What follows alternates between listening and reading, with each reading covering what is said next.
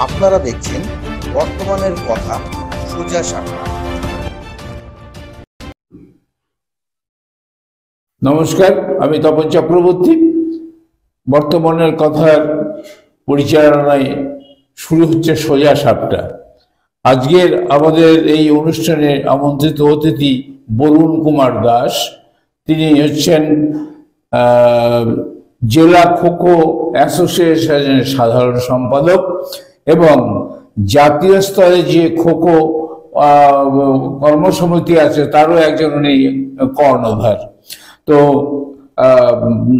নমস্কার। নমস্কার বরুণ বাবু, তো আপনাদের এই যে খোখো অ্যাসোসিয়েশন, এই খোখো অ্যাসোসিয়েশনের মাধ্যমে কিরকম ছেলেমেয়েরা মানে শিখছে এবং ভালো ভালো জায়গায় এখন পর্যন্ত যাচ্ছে? নমস্কার সকলকে। আমাদের উত্তর দিনাজপুর জেলা খোখো অ্যাসোসিয়েশন এক কথায় বর্তমানে একটি ভালো অবস্থায় এখন আছে। আমি সম্পাদক হিসাবে 2018 সালে দায়িত্ব নেওয়ার পর আচ্ছা জেলার বিভিন্ন প্রান্ত থেকে, বিশেষ করে কালিয়াগঞ্জ বেস করে আমাদের খোখো কালচারটা চললেও আমরা চেষ্টা করছি জেলার বিভিন্ন প্রান্ত থেকে বিভিন্ন ইউনিট তুলে নিয়ে এসে জেলার বিভিন্ন প্রান্ত থেকে খেলোয়াড়দের প্রমোট করা। আচ্ছা, এবং লাস্টলি আপনিও জানেন হয়তো 2024 ডিসেম্বরে আমাদের ফতেপুর হাই স্কুলের মাঠে একটা আমরা রাজ্য টুর্নামেন্ট অর্গানাইজ করলাম, যেখানে আমাদের জেলার খোখো খেলোয়াড়রা ছেলেরা তারা রাজ্যে চ্যাম্পিয়ন হয়েছে। আচ্ছা, শুধু এটাতে বোঝা যায় যে আমাদের জেলা খোখো অ্যাসোসিয়েশন কিন্তু কিছু না কিছু কাজ করছে এবং আমরা চেষ্টা করছি শুধু কালিয়াগঞ্জ নয়, আপনি শুনে থাকবেন হয়তো ইসলামপুর সাব ডিভিশন থেকে কানকি বা এইটার হেমদাবাদ এইসব দিকে আমাদের বিভিন্ন ইউনিট গুলো আছে। চেষ্টা করছি আমরা আরো ইউনিট বাড়ানোর জন্য। আচ্ছা, প্রতি বছর আমাদের জেলা থেকে জাতীয় স্তরে বাংলা দলের হয়ে বিভিন্ন ছেলেমেয়েরা 2-3 করে অংশগ্রহণ করছে। তো আমাদের ছোট জেলার মধ্যে নানান সমস্যা থাকা সত্ত্বেও আমরা চেষ্টা করছি আমাদের জেলাগতভাবে অ্যাসোসিয়েশন গতভাবে আমাদের জেলার ছেলে মেয়েদের যতটা সম্ভব আমরা খোখোতে এগিয়ে নিয়ে যাওয়ার। আচ্ছা, এমনি আমরা দেখতে পাচ্ছি খোখো অ্যাসোসিয়েশন চলছে এবং আপনারাও চেষ্টা করছেন। তো খোখো অ্যাসোসিয়েশনের গোটা জেলায় কি খোখো অ্যাসোসিয়েশনের খেলোয়াড়রা তৈরি হচ্ছে, না শুধু উত্তর দিনাজপুর জেলার এই কালিয়াগঞ্জ বেস করে বা রায়গঞ্জ বেস করে খেলা হচ্ছে? গোটা জেলার এর কি ছড়িয়ে ছিটিয়ে কাজ হচ্ছে? আপনি ঠিকই বলেছেন যে দেখুন, প্রতিটা জেলাতে একটা সেন্টার জায়গা থাকে, যে কোনো একটা টুর্নামেন্ট বা গেমের জন্য একটা মেন জায়গা থাকে যেখানে কালচারটা ভালো হয়। আমাদের উত্তর দিনাজপুর জেলাতেও খোখোটা দীর্ঘদিন ধরে আমাদের কালিয়াগঞ্জ ব্লকে ব্যাপক হারে কালচারটা আছে, কিন্তু আমরা চেষ্টা করছি শুধু কালিয়াগঞ্জের মধ্যে সীমাবদ্ধ না রেখে আমরা যেহেতু জেলা অ্যাসোসিয়েশন আমরা উত্তর দিনাজপুর জেলার বিভিন্ন প্রান্তে খেলাটাকে ছড়িয়ে দেওয়ার চেষ্টা করছি। আমরা নিজেরা গিয়ে বিভিন্ন ইউনিট তৈরি করার চেষ্টা করছি। ওই ইউনিট তৈরি হয়েওছে, আহমেদাবাদে 2-3টে ইউনিট খুব ভালো কাজ করছে। যেটা বললাম কানকি ইসলামপুর সাব ডিভিশনে ওই ইউনিটটা খুব ভালো কাজ করছে। ওই জেলার ওই স্কুলের ছেলে মেয়েরা আমাদের জেলার হয়ে খেলছে, ভালো তারা পারফরমেন্স দিচ্ছে। তো আমাদের চেষ্টা আস্তে আস্তে গোটা জেলাটাকে যতটা কভার করা। তো এই যে খোখোতে তো বেশ 11 জন করে 12 জন করে খেলোয়াড় লাগে এবং এরা সবই গরিব ঘরের। আমি দেখেছি খুবই গরিব ঘরের বাচ্চা ছেলে মেয়েরাই বেশিরভাগ অ্যাটেন্ড করে। আচ্ছা, এই যে প্রতিদিন প্র্যাকটিসের ইয়েতে আপনাদের অসুবিধা হয়নি? আপনাদের তো নিজস্ব কোনো মাঠ নেই। অবশ্যই। হ্যাঁ, আপনি ঠিকই বলেছেন। হ্যাঁ, উত্তর দিনাজপুর জেলা খোখো অ্যাসোসিয়েশন এটা আমাদের একটা সংস্থা। আমাদের সত্যি নিজস্ব কোনো মাঠ নেই। যদি একটা মাঠ আমাদের জেলাগতভাবে সংস্থাগতভাবে থাকতো তাহলে অবশ্যই ভালো হতো। আচ্ছা, কিন্তু যেহেতু এটা আমাদের টোটাল জেলা, বিভিন্ন জায়গায় বিভিন্ন ইউনিট আমাদের তৈরি করতে হবে। সেখান থেকে তুলে নিয়ে আসার পর তাদের বাছাই করার পর যে আমরা যখন জেলা টিম তৈরি করব তখন ক্যাম্প বা এই ধরনের প্র্যাকটিসের জন্য আমাদের নিজস্ব একটা মাঠ থাকলে ভালো হতো। আর যেটা বললেন যে মানে প্রত্যন্ত নিরীহ নিডি ফ্যামিলি থেকে যে ছেলেমেয়েরা উঠে আসছে, সত্যি খোখো এখনো এরকম অবস্থাতেই আছে যে শুধুমাত্র গরিব ছেলেমেয়েরাই খেলছে। এখনো বিত্তবান যারা তারা কিন্তু এখনো মাঠে আসছে না। কাজে এই যে পিছিয়ে পড়া শ্রেণীর ছেলেমেয়েরাই বেশি করে আসছে, কিন্তু বর্তমানে খোখোর একটা ভালো ভবিষ্যৎ আছে। আমরা বরুণ বাবুর কাছে শুনলাম, অনেক কিছু এর মধ্যে আমরা জানতে পারলাম, কিন্তু আমাদের এক্ষুনি একটা ছোট্ট বিরতি নিতে হবে। আপনারা সামনে থাকুন, আমরা এক্ষুনি আবার ফিরে আসব। আপনারা দেখছেন বর্তমানের কথা সোজা সাপটা। নিবেদন করছে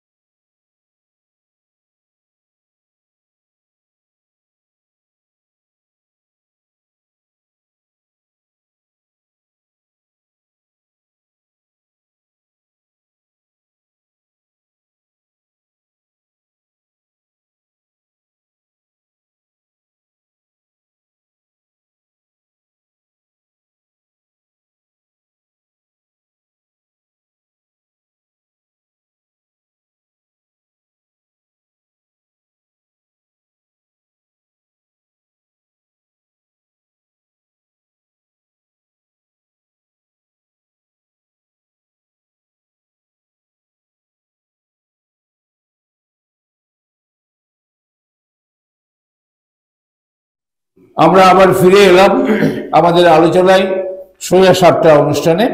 তো আচ্ছা বলুন বাবু, আমার প্রশ্ন যাচ্ছে মাঝে মধ্যে যে খোখোর যে যে খেলছে, ফুটবল টুটবল ক্রিকেট টিকেট খেলে বেশ ভালো, ঠিক আছে, খোখো খেলার ভবিষ্যৎটা কি যারা খেলবে? হ্যাঁ, আপনি খুব সুন্দর একটি প্রশ্ন করছেন। খোখো কেন খেলবে? দেখুন, অনেকগুলো কারণ আছে। যেরকম আমাদের গ্রামের ছেলেমেয়েরা, প্রথম কথা হচ্ছে বেশিরভাগ সময় তারা মোবাইলে ব্যস্ত থাকছে। বিকাল বেলাটা এই 2 ঘন্টা যদি তারা খেলে, তারা অন্ততপক্ষে মোবাইলটা থেকে দূরে থাকবে এবং তাদের শারীরিক দিক থেকে অনেকটাই তারা ফিট থাকবে। একটা ভবিষ্যতের সুনাগরিক তারা তৈরি হবে, সে তার বিশাল কিছু ভবিষ্যৎ হোক বা না হোক।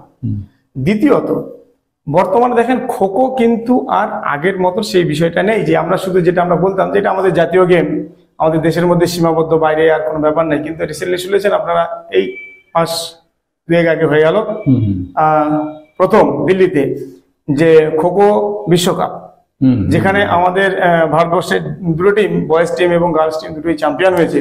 আমাদের ওয়েস্ট বেঙ্গলে সুমন, সে ভারতের হয়ে খেললো। তো কাজেই খোখো এখন কিন্তু আগের মতো নেই। খোখো আগে মাটিতে খেলতো, এখন খোখো মাটি থেকে ম্যাটে চলে এসছে, আউটডোর থেকে ইনডোরে চলে এসছে এবং খোখো এখন ইন্টারন্যাশনাল গেম। ওয়ার্ল্ড কাপে 25-30টা দেশ অংশগ্রহণ করলো। কাজে এইগুলো যখন দেখছে বর্তমান ছেলে মেয়েরা যে খোখো, এবং আপনারা যখন জানতে পারছেন, কাজে বোঝাই যাচ্ছে যে খোখো কিন্তু একটা ভালো ভবিষ্যৎ আছে। এবং খোখোর একটা প্রিমিয়ার লিগ শুরু হয়েছে, IPL, যেটাতে প্রচুর ছেলেমেয়েরা অংশগ্রহণ করছে, তারা অর্থনৈতিক দিক থেকে সেখানে অনেক লাভবান হচ্ছে। কাজে খোখো যদি এখন যারা খেলে, যদি মানে ভালো ভবিষ্যৎ কিন্তু আছে। কাজে আমি সমস্ত অভিভাবকদের বলবো, শুধু গ্রামের ছেলেমেয়েরা খেলছে সেটাই নয়, শহরের ছেলেমেয়েরা, ভালো ফ্যামিলির ছেলেমেয়েরাও যদি খোখো প্র্যাকটিস করে, তাহলে কিন্তু তাদের ভবিষ্যৎ ভালো, খেললে একটা জায়গায়। আচ্ছা, আপনাদের এত বড় একটা অ্যাসোসিয়েশন আছে, এতগুলো ছেলে মেয়েদেরকে নিয়ে আপনারা নাড়াচাড়া করেন, কিন্তু আপনাদের অফিসটা কোথায়? কোনখানে থাকে? আমরা তো খুঁজে পাই না কোথাও অফিস। এটা আপনি বলেছেন ভালোই। দেখেন, আমাদের জেলা খোখো অ্যাসোসিয়েশন সংস্থাটা আছে। সত্যি কথা বলতে কি, আমাদের জেলার কোনো অফিস নেই। এটা আমাদের খুবই দুর্ভাগ্যের বিষয়। কারণ দেখেন, আমাদের তো অ্যাসোসিয়েশন চলে শুধুমাত্র আমাদের ওই গুটি কয়েক ফ্যামিলি মেম্বার, আমাদের যারা মেম্বার আছে তাদের মেম্বারশিপ দিয়ে, আর টুকটাক দুই একজন ভালো ব্যক্তি যারা, তাদের কাছে দু একটু সাহায্য নিয়ে আমরা চালাই। তার মধ্যে বছরে আমাদের 6টা 7টা করে টিম রাজ্যে পাঠাতে হয়, আমাদের নিজের জেলার টুর্নামেন্ট করতে হয়। আমাদের অত সামর্থ্য কোথায়? আমরা এই যে চালাচ্ছি, ছেলে মেয়েদের ডেকে নিয়ে আসে, এটাতেই তো আমাদের খুব করুণ অবস্থা। কাজেই না আমাদের কোনো মানে নিজস্ব যেরকম মাঠ নেই, সেরকম আমাদের নিজস্ব জায়গাও নেই বলে আমাদের কোনো কিন্তু সেরকম অফিসও নেই। যত কাগজপত্র, যত ডকুমেন্ট সবই কিন্তু আমাদের এই বাড়িতেই সবই সংরক্ষণ করি। কিন্তু এই আপনার স্টেডিয়ামটা হলে আপনাদের সুবিধা হতো। এই প্রসঙ্গে অবশ্যই যদি কোনো সরকারি জায়গা, যেমন মনে করেন যে আমাদের কালিয়াঞ্জ একটি স্টেডিয়াম এখানে কাজ হচ্ছে, এখানে অনেক ঘর টর তো নিচে থাকবে। যদি আমাদের অ্যাসোসিয়েশন কিরকম একটা ঘর যদি ব্যবহার করার একটা জায়গা দিত, কিংবা মাঠের এক পাশে যদি একটা খোখো মাঠ করার মতো যদি জায়গা থাকতো, তাহলে আমরা ক্যাম্প বা এই ধরনের জেলাগত প্র্যাকটিস গুলো যখন করতাম, তখন ওইখানে নিয়ে এসে আমরা ছেলেমেয়েদের প্র্যাকটিস কলেজে রেখে প্র্যাকটিস করতে পারলে আমাদের খুব ভালো হতো। এবং একটা ঘর থাকতো, আমাদের একটা ঠিকানা থাকতো, আমাদের ওইখানে সব ডকুমেন্টস গুলো আমরা রাখতে পারতাম। আচ্ছা, এই মুহূর্তে খোখো অ্যাসোসিয়েশনের মাধ্যমে আপনারা কয়জন জাতীয় স্তরে পাঠাতে পেরেছেন এবং কয়জন রাজ্য স্তরে খেলছে এই মুহূর্তে, মানে এই সময় পর্যন্ত?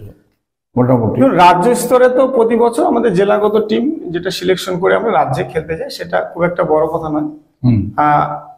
মানে এই কয়েক বছরে 8-10 বছরের মধ্যে আমাদের জেলা থেকে, হ্যাঁ অবশ্যই কালিয়াঞ্জ বেশ করে বেশি আছে, কিন্তু জেলার বিভিন্ন প্রান্ত থেকেও আমাদের 25 থেকে 30 জন খেলোয়াড়, জেলার খেলোয়াড় যারা জাতীয় স্তরে অংশগ্রহণ করেছে। আচ্ছা। এবং একজন খেলোয়াড় যে সবার প্রথমে সেন্ট্রাল গভর্নমেন্টের যে খেলো ইন্ডিয়া প্রজেক্ট, সেই খেলো ইন্ডিয়া প্রজেক্টে সে সুযোগ পেয়েছে। এবং এবছরও একটি মেয়ে আমাদের হচ্ছে সাব জুনিয়রে, ও কিন্তু খেলো ইন্ডিয়াতে অংশগ্রহণ করলো।